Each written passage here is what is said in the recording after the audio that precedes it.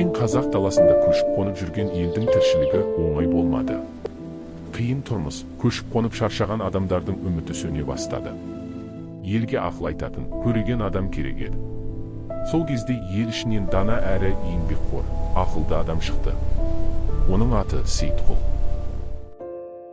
Ол жұртын бір жерге тұрақтап еңбек етуге, бірлікпен өмір сүруге шақырды. Халық оның сөзін тыңдап ойланды. Адамдар құралдарын алып, бірге жұмыс істеуге кірісті. Малға қарап, жерді өңдеп, бір-біріне көмектесті. Күн сайын еңбек еткен сайын үміт қайта оралды. Еңбектің арқасында елдің тұрмысы түзеліп, береке орнады. Жайқалған егін, тыныш ауыл, балалардың күлкісі мен жан-жақты қуаныш. Сейітқұл халықпен бірге тұрғанын мақтан тұтты. Бұл еңбек пен ақылдың халықты біріктіріп, өмірді жақсартатын күшін көрсеткен өнегелі әңгіме.